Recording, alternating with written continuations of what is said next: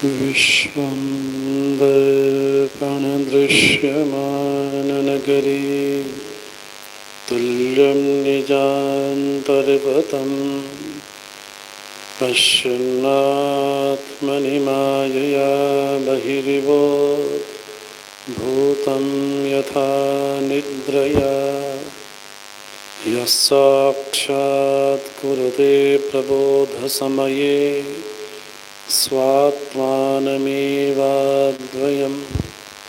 तस्मै श्रीगुरुमूर्तये नमः। इदं श्रीदक्षिणामूर्तये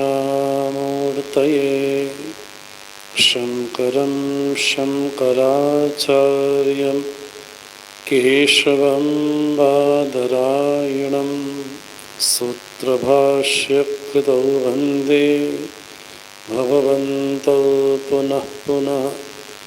ईश्वरो गुरुरात्मेति मूर्तिभेदविभागिने व्योमवद्व्याप्तदेहाय दक्षिणामूर्तये नमः। अखिलांड कोटि ब्रह्मांडाधिनायक भगवान भाव भवेश्वर के चरणों में प्रणाम करते हुए प्रातः स्मरणीय अर्चनीय वंदनीय श्रोत्रिय ब्रह्मनिष्ठ परम पूज्य बड़े महाराज श्री के चरण प्रणाम करते हुए परम पूज्य स्वामी गोविंदानंद जी महाराज जी के चरण प्रणाम करते हुए परम पूज्य स्वामी महेशानंद जी महाराज जी के चरण प्रणाम करते हुए इस आश्रम के मुख्य पूज्य महाराज श्री के चरण प्रणाम करते हुए पूज्य स्वामी सेवानंद जी समस्त संत चरण मातृविंद आप सभी को नमो नारायण।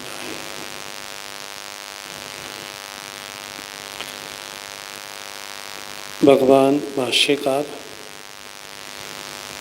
मोह मुद्गर नामक ग्रंथ के माध्यम से भजगोविंदम नामक ग्रंथ के माध्यम से साधक विशेष के लिए जीवन के उपयोगी जितने सूत्र हैं, जितनी साधना की प्रणालियां हैं, उन साधनों का उल्लेख करते हैं।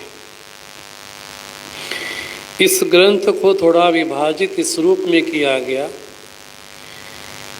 कि भगवान भाष्यकार ने मोह मुद्गर लिखा, जिसको द्वादश मंजरिका भी कहा गया। फिर भगवान भाष्यकार के साथ दो शिष्य भी चल रहे थे। उन शिष्यों ने भी एक एक श्लोक कहा, जिसको हम चतुर्दश मंजरिका भी कहते हैं। तो 13वें श्लोक तक तो भगवान भाष्यकार ने मोह मुद्गर ग्रंथ को कहा। भगवान 13वें श्लोक में साधक विशेष से कहते हैं, काते कांता धनगत जिंता वातुल किम तव नास्ति नियंता त्रिजकृ सज्जन संगति एका भवति भवार्णव तरणे नौका। हे वातुल, तुम्हें अपने जीवन में जो भविष्य की चिंताएं हैं, मेरा क्या होगा, मुझे कौन देखेगा, मेरी रखवाली कौन करेगा, जब मैं वृद्ध हो जाऊंगा, जब मेरे कोई कुटुंब वाले मेरा साथ नहीं देंगे तो मेरा क्या होगा। तो इस तरह की जो भविष्य के बारे में हमारे मन में चिंताएं हैं, वो चिंताएं इसलिए होती हैं क्योंकि हमें अपने इष्ट पर विश्वास नहीं है। वो चिंताएं इसलिए सताती हैं, हमें लगता है कि सृष्टि का कोई नियामक परमात्मा नहीं है। इसलिए भगवान बोलते हैं नियंता नास्ति। क्या तुमको नहीं लगता है कि सृष्टि का कोई नियंता परमात्मा कोई होगा? अगर कार्य दिखाई पड़ रहा है तो कारण अवश्य होगा। यत् कार्यम, जो भी दिखाई पड़ रहा है, तत्स कारणम, वो कारण के सहित ही होगा। अगर जगत दिखाई पड़ रहा है तो जगत को बनाने वाला कोई जगदीश्वर होना चाहिए। हम जीव को तो माने, जगत को तो माने, लेकिन जीव जगत के द्वारा जो सृष्टि का संचालन करने वाला जगदीश्वर है उसको ना माने तो बड़ी विडंबना होगी। एक हमारे बड़े सिद्ध महात्मा हुए रमण महर्षि, उन्होंने ग्रंथ लिखा जिसका नाम है उपदेश सार। उपदेश सार के पहले ही श्लोक में भगवान रमण महर्षि बोलते हैं, कर्तुराज्ञया प्राप्यते फलम कर्म किम परम कर्म तज्जड़म। कर्तु आज्ञया फलम प्राप्यते, कर्ता की आज्ञा से संपूर्ण मनुष्यों को फल प्राप्त होता है। कर्तु आज्ञा फलम प्राप्यते। तो बड़ी सावधानी से रमण महर्षि ने बड़ा सिद्धांत कह दिया गीता का कि फलम प्राप्यते, फल प्राप्त होता है, फल को चुना नहीं जाता। हमने अपने शरीर को चुना नहीं, अपितु शरीर हमें मिला। हमने अपने माता पिता को चुना नहीं, अपितु हमें माता पिता मिले। हमने अपने जीवन की परिस्थिति को चुना नहीं, अपितु हमें मिली। तो कहा जाए हम सभी लोग सृष्टि में कौन है? बोले सभी लोग रिसीवर हैं, कोई चूजर नहीं है। हम सृष्टि के द्वारा जो भी कुछ दिखाई पड़ता है वो सब हमारे कर्मों का ही फल है। तो कहा हमने अपनी परिस्थिति को नहीं चुना, हमें मिली। हमने अपने माता पिता को नहीं चुना, वो हमें मिले। यहाँ तक कि हमने अपने शरीर को भी नहीं चुना, हमें मिला। अगर बढ़िया ऑप्शन होता तो बढ़िया बढ़िया शरीर भी ले लेते, लेकिन हमें कौन सी जाति में, कौन सी आयु, कौन सी गति प्राप्ति होगी? मनुष्य बनेंगे कि पशु बनेंगे कि पक्षी बनेंगे, ब्राह्मण बनेंगे, क्षत्रिय बनेंगे, क्या बनेंगे? बोले ये सब व्यक्ति के अपने कर्मों के अनुसार ही है। तो भगवान रमण महर्षि बोलते हैं, कर्तु वाज्ञया फलम प्राप्यते कर्म किम परम, क्या कर्म श्रेष्ठ है? तो रमण महर्षि बोलते कर्म तो जड़ है, कर्म को तो जड़ की श्रेणी में रखा गया। जड़ उसको कहा गया जो न स्वयं को जानता है न अन्य को जानता, उसको जड़ कहा गया। तो कर्म हमने निष्पादित कर दिया, लेकिन समय पाकर के कब वो फलेगा, फलीभूत होगा, वो हमारे हाथ में नहीं है। इसलिए भगवान भाष्यकार बोलते हैं क्या, वातुल कीमतव नास्ति नियंता। अपने आप को कर्म फल भोगने वाला मानते हो तो कर्म फल दाता भी तो होना चाहिए सृष्टि में। अगर कर्म फल मिल रहा है तो कर्म फल दाता भी अवश्य होगा, नियंता अवश्य होगा। और इसलिए भगवान भाष्यकार सभी जीवों को एक उपदेश देते हैं, त्रिजगति, तीनों विश्व में, तीन जगत में, त्रिभुवन में केवल एक ही उपाय है संसार से पार होने का। बोले क्या? भवति भवार्णव तरणे नौका। केवल एक ही उपाय है भव सागर से पार होने के लिए, केवल एक ही सहारा है। बोले क्या? सज्जन संगति, किसी महापुरुष का सानिध्य प्राप्त होना, किसी ऐसे विरले संत का सानिध्य प्राप्त हो जाना, ये जीवन में सबसे बड़ा फल है, सबसे बड़ा साधन है, सबसे बड़ा पुरुषार्थ है और सबसे बड़े ईश्वर की कृपा विशेष है। बोले देवता भी सत्संग को पाने के लिए तरसते हैं। तभी तो हम भागवत के प्रथम महात्म्य में जब परीक्षित को शाप प्राप्त हुआ ऋषि के द्वारा, तब सुखदेव के माध्यम से जब सुनना प्रारंभ ही करते हैं, तभी सभी देवता सुधा कुंभ लेकर के आते हैं और आपस में कहते हैं इसका विनिमय कर लो।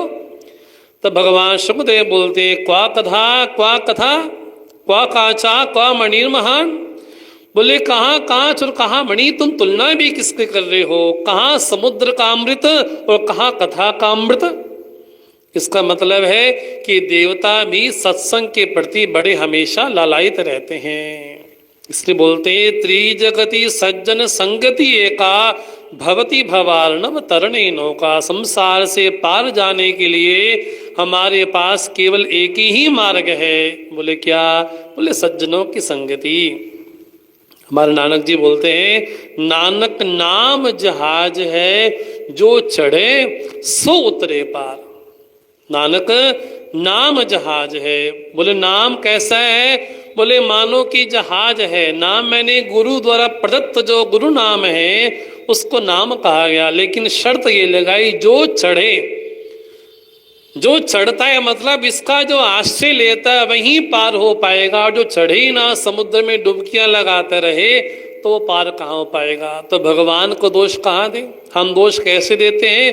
भगवान भाष्यकार गीता के भाष्य में कहते हैं, बोले ठंडी के दिन हो और सामने अग्नि जल रही हो और हम अग्नि से दूर बैठे हों और हम अग्नि को बार बार दोष दे कि अग्नि कितनी कठोर है, मेरे ताप को दूर नहीं कर रही। अरे जब तक अग्नि के समक्ष नहीं बैठोगे हमारा ताप कहाँ दूर होगा? हम वैसे ही भगवान को भी दोष दे देते हैं कि भगवान सृष्टि में आपको मैं ही मिला था। मतलब 800 करोड़ की दुनिया है, उस 800 करोड़ की दुनिया में बोले केवल मैं ही मिला हूं सुख दुख भोगने के लिए। लेकिन भगवान भाष्यकार बोलते हैं, शंकराचार्य जी बोलते हैं, सृष्टि में नियंता भी कोई है, परमात्मा भी कोई है, ऐसा मानना चाहिए। और जब तक ऐसा नहीं मानोगे, अपने पे विश्वास करोगे, तो बार बार जन्मते रहोगे, मरते रहोगे। इस प्रकार भगवान भाष्यकार ने 13वें श्लोक तक तो ये भाव कहा। अब 14वें श्लोक से एक नया प्रसंग प्रारंभ होता है। भगवान भाष्यकार के साथ जो जो शिष्य साथ में आए उन हर एक शिष्यों ने एक एक श्लोक को बोला, तो यहाँ से नया प्रसंग प्रारंभ होता है। अब जो श्लोक बोला वो श्लोक बोला पद्मपादाचार्य ने बोला। भगवान भाष्यकार के बड़े 4 प्रमुख शिष्य हैं, पद्मपादाचार्य हैं, सुरेश्वराचार्य जी हैं और तोटकाचार्य जी हैं, हस्तामलकाचार्य हैं। उनमें जो पद्मपादाचार्य जी हैं बड़ा सुंदर भाव लिखते हैं। बोले भगवान भाष्यकार नदी के उस पार खड़े हैं और शिष्य को बुलाते हैं, इधर आओ। तो शिष्य निर्भीक हो करके नदी में कूदता है और जहां जहां पांव रखता है वहां वहां पद्म कमल खिल जाते हैं और उस कमल के सहारे पूरी नदी को पार कर जाता है। तो उनका नाम पड़ गया पद्मपाद। मतलब गुरु पे इतना विश्वास है, इतनी दृढ़ विश्वास है कि गुरु ने कहा कि आ जाओ, तो नदी पार करने के लिए कोई नाव नहीं ली, वैसे ही कूद पड़े। नदी बड़ी गहरी थी, तो जहां जहां चरण पड़ते गए वहां वहां कमल खिलता गया, तो कमल के सहारे पूरी नदी को पार कर लिया। इसलिए नाम पड़ा पद्मपादाचार्य। अब पद्मपादाचार्य कैसे श्लोक का वर्णन करते हैं, तो विशेष रूप से संप्रदाय विशेष को बिलोंग करता है। कैसा श्लोक है? बड़ा प्रसिद्ध श्लोक है। जटिलो मुंडी लुंछित केशा काशायांबर बहुकृत वेश पश्यन्नपि न च पश्यति मूढ़ो युदर निमित्तं बहुकृत वेश भज गोविंदम भज गोविंदम गोविंदम भज मूढ़मते भज गोविंदम भज गोविंदम गोविंदम भज मूढ़मते। हे मूढ़मते गोविंदम भज। ये मूढ़ अर्थात जो अविवेकी है, परमात्मा सामने होने के बाद भी जो उसकी अवज्ञा कर दे, तिरस्कार कर दे, उस पर विश्वास न करे, उससे बड़ा मूढ़ और कौन होगा। तो बोलते हे मूढ़मते गोविंदम भज। इस श्लोक के माध्यम से हमारे आचार्य एक संप्रदाय विशेष पे टिप्पणी करते हैं। वर्तमान समय में तो संप्रदाय शब्द बड़ा विभत्स हो गया और ये कहा जाता है बड़े संप्रदायवादी हैं, जबकि संप्रदाय अपने आप में बड़ा परिशुद्ध शब्द है। दाय प्रदाय सम्यक प्रदाय, बोले अपनी विद्या को, अपने ज्ञान को परंपरा पूर्वक प्रदान करना, ये संप्रदाय है। तो बड़ी सावधानी पूर्वक, सनातन वैदिक धर्म आचार्य मूलक नहीं है, अपितु वेद मूलक है। जितने भी समाज में पंथ है, संप्रदाय है, मत है, मतांतर है, उन सबका कोई ना कोई आचार्य है। लेकिन सनातन वैदिक धर्म का कोई आचार्य नहीं है। भगवान श्री राम से सनातन धर्म प्रारंभ नहीं हुआ। भगवान श्री राम स्वयं सनातनी घर में अवतरित हुए। भगवान श्री कृष्ण के द्वारा सनातन धर्म प्रारंभ नहीं हुआ। भगवान श्री कृष्ण स्वयं सनातनी घर में अवतरित हुए। तो सनातन अर्थात जो अनादि हो, उसका कब प्रारंभ हुआ ये कोई नहीं जान सकता। लेकिन वर्तमान समय में जितने भी पंथ हैं, संप्रदाय हैं, उनका कोई ना कोई आचार्य अवश्य रहा है। चाहे वो सिख पंथ हो, हाँ, गुरु गोविंद सिंह जी ने सिख पंथ की स्थापना की। हाँ, आज्ञा भई अकाल की तभी चलाई वो पंथ। हाँ, बोले उन्होंने पंथ की स्थापना विशेष की। चाहे मोहम्मद हो, चाहे क्राइस्ट हो, चाहे यीशु हो, उनका कोई समय काल है, समय निश्चित है कि 1400 साल पहले, 1500 साल पहले, 2000 साल पहले इनका मत प्रारंभ हुआ। उसके पहले कहाँ अस्तित्व में था। लेकिन सनातन धर्म कब से प्रारंभ हुआ ये कोई कह नहीं सकता। इसलिए सनातन वैदिक धर्म आचार्य मूलक ना हो करके क्या है, बोले वेद मूलक है। इसका कोई टाइम पीरियड नहीं है, इसका कोई फाउंडर नहीं है, कोई संस्थापक नहीं है। इसलिए ये कहा गया कि अनादि है। तो अनादि होने के कारण कब प्रारंभ हुआ कोई नहीं कह सकता। इसी प्रकार दो शब्द बनते हैं, जैनिज्म है, सिखिज्म है, हिंदुज्म है। ये जो शब्द इज्म शब्द बनता है, लेकिन सनातन शब्द पे इज्म शब्द नहीं बनता। हिंदुज्म शब्द अपने आप में ही बड़ा खतरनाक है। इज्म शब्द तब बनता है जिसका कोई फाउंडर हो, उसका कोई टाइम पीरियड हो, उसकी कोई होली बुक हो। लेकिन यहाँ पर तो कहा गया कि परमात्मा से ही सृष्टि प्रारंभ हुई। जिस तरह से सृष्टि अनादि है, उसी तरह से धर्म भी अनादि है, उसी तरह से सनातन धर्म भी अनादि ही। अब समाज में अनेक प्रकार के मत संप्रदाय हो गए। कोई वैष्णव संप्रदाय से हो गया, कोई शैव संप्रदाय से हो गया। तो भगवान भाष्यकार ने संपूर्ण मानव समाज को एकीकृत करने के लिए पंचदेवोपासना कही। क्योंकि अनेक प्रकार के देवता हैं, तो किसकी उपासना करें, तो पंचदेवोपासना भगवान भाष्यकार ने कही।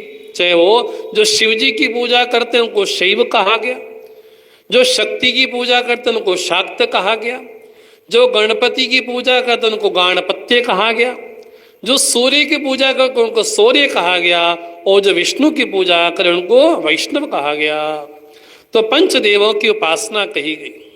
ये भगवान भाष्यकार की संपूर्ण मानव जाति पे बड़ी कृपा है कि आज हम जो भी मंदिरों में भगवान के, ठाकुर जी के दर्शन कर पा रहे हैं, वो सबका श्रेय जो जाता है भगवान भाष्यकार को ही जाता है, शंकराचार्य जी को ही जाता है, क्योंकि उन्होंने पंचदेव की उपासना को निकाहा। अब उन्हीं में अनेक प्रकार के संप्रदाय हो गए और उन संप्रदायों में अनेक प्रकार के भाव हो गए। एक बड़ा प्रसिद्ध श्लोक हम पढ़ते शिव महिम्न स्तोत्र में, त्रयी सांख्यम योग पशुपति मतम वैष्णवमिति प्रभिन्ने प्रस्थाने परमिदमदा पथ्यमिति च रुचीनाम वैचित्र्या द्विजुकुटिल नाना पथजुषाम। बोले संसार में कितने पंथ हो गए। बोले आस्तिक दर्शन है, नास्तिक दर्शन है। तो सनातन वैदिक जगत में आस्तिक नास्तिक उसको नहीं बोलते, जो भगवान को माने वो आस्तिक, जो भगवान को ना माने वो नास्तिक। ये परिभाषा नहीं। परिभाषा क्या है, जो वेद को निर्दुष्ट प्रमाण नहीं मानते वो नास्तिक हैं, और जो वेद को निर्दुष्ट प्रमाण मानते हैं वो आस्तिक हैं। उन आस्तिकों में 6 दर्शन हैं। वो न्याय दर्शन है, वैशेषिक दर्शन है, सांख्य दर्शन है, योग दर्शन है, पूर्व मीमांसा दर्शन है और उत्तर मीमांसा दर्शन है। तो अनेक प्रकार के दर्शन हैं, अनेक प्रकार के संप्रदाय हैं। सृष्टि में देखोगे इतने प्रकार के संप्रदाय समाज में बन गए हैं और रोज नित्य नवीन भगवान बनते जा रहे हैं। समाज में भी जिस तरह से कपड़े बदलने का फैशन है, उसी तरह से भगवान बदलने का भी फैशन बन गया है। कि आज हम इस भगवान को मानते, आज उस भगवान को मानते हैं। कभी बोले कभी सत्य साईं को मान लिए, कभी साईं बाबा को मान लिए, कभी खाटू बाबा को मान लिए, कभी किन को मान लिए, कभी किन को मान लिए। तो हम भी अपनी च्वाइस के अनुसार भगवान भी बदलते रहते हैं। तो हर संप्रदाय ने कहा कि मेरा पंथ बड़ा सुगम है, इसमें आ जाओ, मेरा पंथ बड़ा सरल है, इसमें आ जाओ। रुचीना वैचित्र्या ऋजुकुटिला नाना, बोले मेरा मार्ग बड़ा सस्ता है, बढ़िया है, बोले कुछ नहीं करना है, बैठना है, तुम्हारे सर पे हाथ रखो तुमको समाधि लग जाएगी। और आधे घंटे में समाधि के कोर्स होते हैं बड़े बड़े, यहाँ तक कि कोर्स होते हैं कि किसी को निर्विकल्प समाधि लेनी है, उसका कोई टाइम पीरियड भी है, बोले 2 महीने में तुमको समाधि लगा दी जाएगी। अब इस तरह से समाज में अनेक प्रकार के पंथ भी हो गए, संप्रदाय भी हो गए। और भगवान भाष्यकार की कृपा है कि उन्होंने दशनाम पंथ की स्थापना की।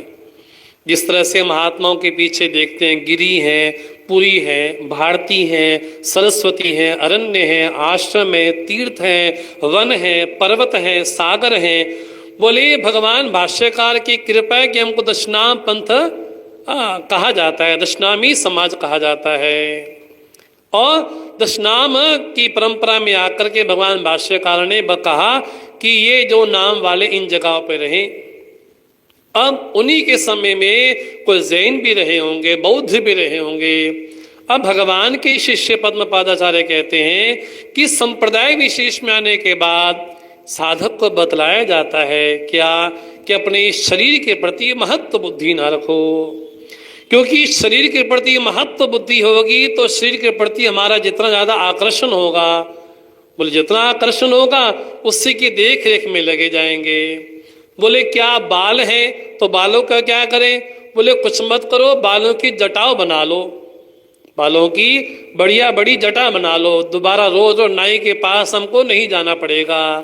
तो लोगों ने कहा कि हम नाई से बचेंगे, बार बार क्यों क्षोर कर्म करना है, तो क्या कल जटाएं को रख लिया जाए। तो हम देखते हैं कुंभ मेला में, हरिद्वार में महात्माओं को देखते हैं कि बड़ी बड़ी विशाल जटाएं हैं, जटाओं को बना लेते हैं वो। और कई लोग कैसे बोले जटाएं नहीं रखते, बिल्कुल मुंड रहते हैं, बिल्कुल दाढ़ी मुछ भी नहीं रखते, बिल्कुल मुंड रहते हैं। बोले वो कैसे हैं, बोले मुंडी है। और एक जैन संप्रदाय है, जब जैन संप्रदाय में को दीक्षित होता है तो वहां पर बाल काटे नहीं जाते, बालों को नोचा जाता है, बालों को एक एक बाल को खींच खींच करके अलग किया जाता है, बोलते लुंचित केशा। अब ये क्या है, बोले किसी भी संप्रदाय में जाते हैं उस संप्रदाय के अनुसार ये कहा जाता है कि अब शरीर के प्रति महत्व बुद्धि ना रखो। तो महत्व बुद्धि ना रखो तो कभी जटा बना लो। और जटा बनाने के पीछे उद्देश्य ये था कि शरीर के प्रति अब देहात्म बुद्धि ना रहे। मुंडी होने के पीछे भाव ये था कि हमेशा बिल्कुल साफ रहे, मुंड रहे। इसके पीछे भाव ये था कि बार बार शरीर पे ध्यान न जाए, क्योंकि शरीर के 2 ही अंग ऐसे हैं, बोले एक तो बाल है, दूसरा नाखून है। इनको कितना भी काटा जाए उतना वो बोले बढ़ते चले जाते हैं। भले ही मुर्दे हैं लेकिन फिर भी चेतनवत प्रतीत होते हैं। बोले आजकल तो जितने भी ब्यूटी पार्लर हैं बोले सब भरे पड़े हैं, बालों का कैसा सौंदर्यकरण किया जाए। यहाँ पर क्या कहा गया, बोले यहाँ पर तो माताएं भी जटाएं रखती हैं और जो पुरुष हैं वो भी जटाएं रखते हैं, लेकिन जटा रखने अच्छी बात है इस दृष्टि से कि देह के प्रति अहम बुद्धि बार बार जागृत ना हो। और मुंडी होना भी अच्छी बात है इस दृष्टि से ताकि देह के प्रति बार बार भाव ना जाए। लेकिन दिक्कत क्या हो गई, बोले काशाई वस्त्र पहन लिए, भगवा वस्त्र पहन लिए, और भगवा वस्त्र पहनने के बाद मन में बुद्धि क्या रही, बोले बढ़िया क्या, बढ़िया खाने को मिलेगा, बढ़िया पीने को मिलेगा। अब वो संप्रदाय में आ तो गए, लेकिन संप्रदाय में आने के बाद जो उनके मन में जो दुर्भावना है वो मरी नहीं, और दुर्भावना नहीं मरी तो वस्त्र तो ओढ़ लिए, और वस्त्र ओढ़ने के बाद वैसा आचरण नहीं किया। तो ऐसे व्यक्ति विशेष के लिए भगवान बोलते हैं क्या, उदर निमित्तम बहुकृत वेशा। बोले सत्यान्वेषी नहीं है, ये कौन है, बोले आहारान्वेषी है, ये मान सम्मानान्वेषी है, ये मान सम्मान को चाहने वाले हैं, ये आहार भरने वाले हैं, पेट भरण करने वाले हैं। जैसे आजकल हम क्या देखते हैं, जो दूसरे संप्रदाय के भी लोग होते हैं वो क्या करते हैं, बोले इस सनातन धर्म में आ गए और वैसी जटाएं बना ली और मानो कि कोई ऐसा किसी का मर्डर करके आए हों, यहाँ के छुप गए। ऐसे विशेष के लिए भगवान बोलते हैं कि उनके लिए कहा गया कि उदर निमित्तम बहुकृत वेशा, वो स्वयं को तो ऐसा मान लेते हैं। भगवान गीता में थोड़ा कठोर होके बोलते हैं, कर्म इंद्रियाणि संयम्य यास्ते मनसा स्मरन इंद्रियार्थान मूढ़ात्मा मिथ्याचार स उच्यते। यहाँ पर ऐसी बात नहीं कि जो भगवा पहने, बोले ना, बोले कोई भी हो, स्त्री हो पुरुष हो, पैंट कपड़ा पहनता हो, कुछ भी पहनता हो, क्या कैसा हो, बोले बैठ तो गई आसन पे, क्या बोले आसन पे बैठ गए, अपनी आंखों को बंद कर लिया और अपने आसन पे बैठ गए और किसी को लगता रे कितना भजनानंदी है, कितना बढ़िया ध्यान कर रहा है, लेकिन मन में क्या सोच रहा है, बोले बहुत दिन हो गए रसगुल्ला नहीं खाया, बहुत दिन हो गए गुलाब जामुन नहीं खाया, बहुत दिन हो गए वहां घूमने नहीं गया। अरे बैठे कहाँ हो, बैठे हैं ध्यान करने, बैठे हैं भजन करने, लेकिन मन में क्या सोच रहे हैं, मन में सोच रहे हैं गुलाब जामुन के बारे, रसगुल्ला के बारे में सोचे जा रहे हैं। तो ऐसे व्यक्ति के लिए भगवान बोलते हैं मिथ्याचारा सोचते, उसको मिथ्याचारी कहा गया। मतलब ज्ञान इंद्रियां संयमित तो नहीं की, लेकिन कर्म इंद्रियां संयमित कर दी, ऐसे व्यक्ति विशेष के लिए भगवान बोलते हैं मिथ्याचारा। और भागवत थोड़ा और आगे बोलती है, यदि न समुद्धरंती यतयो काम जटहा, बोले जो कामना रूपी जटाएं हैं हमारे हृदय में, जब तक उसको नहीं खोलेंगे तो हृदय में बैठा हुआ परमात्मा भी हमें मिल नहीं पाएगा। बोले कैसे, बोले वैसे गतो अस्मित कंठ मणि ही, बोले हमारे मानो के गले में मणि हो, माला हो, और यहाँ पर है लेकिन ढूंढ कहाँ रहे हैं, ढूंढ बाहर रहे हैं। ऐसा उदाहरण कहा जाता है, जैसा हम चश्मा पहनते और चश्मा कभी गलती से यहाँ पर रख दिया और ढूंढ, अरे मेरा चश्मा कहाँ गया, मेरा चश्मा कहाँ गया, मुझे मिल नहीं रहा, तो पूरा घर छान मारा लेकिन मिला नहीं। तो किसी ने, अरे कहाँ ढूंढ रहे हो, बोले चश्मा ढूंढो, बोले कहाँ है, बोले मिल नहीं रहा, बोले तुम्हारे माथे पे तो है। अब ये जो माथे पे जो चश्मा है वो कहीं गुम हो गया था, बोले घुमा नहीं था, लेकिन हमें लगा था कि हमसे जुदा हो गया, हमसे अलग हो गया है, तो किसी ने बताया कि तुम्हारे माथे पे है। मतलब इसको बोलते हैं प्राप्त की ही प्राप्ति होना, वास्तव में ये हमारा वेदांत दर्शन है, प्राप्त की ही प्राप्ति हो जाए। तो भगवान भाष्यकार बोलते हैं ऐसा तप मत करो जो मुझे कष्ट पहुंचाने वाला हो। भगवान बोलते हैं कर्षयंता शरीरस्थम भूतग्रामम अचेतसः, बड़े बड़े कठिन तप करते हैं, हम कछु नहीं खाएंगे, हम कछु पिएंगे नहीं, बिल्कुल भूखे रहेंगे। बोले भूखे भजन नहीं गोपाला, बोले भूखे बैठे भजन नहीं होता। बोले शरीर को भी अन्न चाहिए, लेकिन जितनी आवश्यकता हो उतना संग्रह किया जाए। भगवान भाष्यकार जब बोलते हैं, भागवत में कहा गया यावद अर्थम परिग्रहम, परिग्रह कितना, बोले जितनी आवश्यकता उतना परिग्रह करना। इसलिए भगवान बोलते हैं पश्यन्न पित पश्यत मूढ़ा, बोले स्वयं परमात्मा हमारे हृदय में विराजमान है। मूढ़ा नान पश्यन्ति पश्यन्ति ज्ञान चक्षुषा, बोले वे मूढ़ लोग, परमात्मा हमारे हृदय में ही बैठा है, उसको भीतर ना दे करके बाहर ढूंढने का प्रयास करते हैं। इसलिए भगवान बोलते हैं हम कोई भी संप्रदाय में चले जाएं, चाहे ऊर्ध्वपुंड लगा लें, चाहे त्रिपुंड लगा लें, किसी भी संप्रदाय में चले जाएं, लेकिन संप्रदाय के अनुसार हम उस आचरण को नहीं निभाते तो मानो के उधर ही भरते हैं।